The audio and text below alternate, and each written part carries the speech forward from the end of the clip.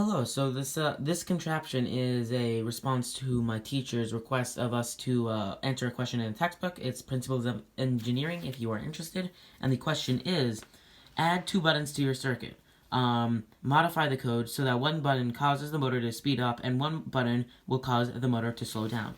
The context for that question can be found in my other video, probably titled something referencing motors. You can easily find it. Okay. So, wiring, very simple. You've got a battery pack, you got a motor, you've got breadboard with transistor and 2 buttons, because you need 2 buttons for this contraption, and Arduino board, I personally prefer the Mega. Okay, so the negative end of the battery pack goes straight to ground on the Arduino. Positive end attaches to one side of the motor. The other side of the motor attaches to the middle pin in the transistor. This side of the transistor goes to ground, and the other side goes to a digital pin. It needs to be a pulse width modulation pin, a PWM. On the Mega, it's any of them, so I chose 10 in the code. Then you have 2 buttons, very simple. You got on one side, you've got the digital pin going to the Arduino, set it as an input. Then the exact opposite end, you've got the resistor going to ground. And then diagonal from it, you have a wire going to 5 volts on the breadboard over there. Now you have 2 of these. I chose for my buttons 13 and 12.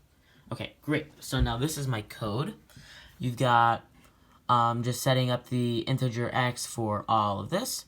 You want it to be a global variable because it will change between both if and else if statements. It will change throughout the entire code.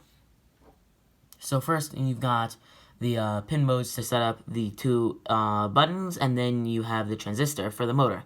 Then this is optional, but I prefer to use serial to set up the serial monitor so you can use it to track the value of your motor, which I shall show you over here. It's pretty cool.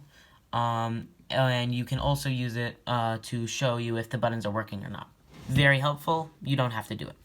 Okay, now in the void loop, you have an if statement. If you push one of the buttons, then to show that you have pushed the button, it serial prints up. Then we have the variable x, which at the beginning started at 0, but after the void loop, it can be anything. So x, and then add 10 to x. Then you delayed it 100. The delay is there so you don't spam it and cause the motor to speed up too quickly. Then you have another if statement. If the other button is pressed, then serial print down so you know it's being pushed, and then subtract 10 from x. Then you have the delay for the same reason as the first delay. And then over here, so that's very simple. Then over here you have these if statements, just to make sure that if you can only analog write between 255 and 0. So if you keep on going over 255, if you get to 250 and then you add more 10, you get to 60. But we don't want that. So if x is less than 0, then you just make it 0, so it's not -5, which means nothing to the Arduino. And if x is greater than 255, just make it 255 for simplicity's sake, which prevents you from pushing the button and trying to break it because it'll stop. It's a failsafe. And then you have serial print the value of x, so I can track it, which I showed you already, and then analog write x.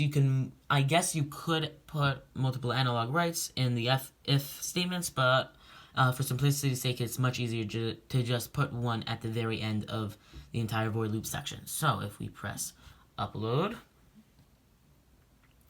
and if you push one of the buttons, this is obviously to slow down so nothing's happening, but if you push this one, I'll speed up a little, and you can see if I go into the serial monitor is reading 40, push it again, 60, 80, 100, and it's kind of freaking out, so I'll just leave it here, and then full speed,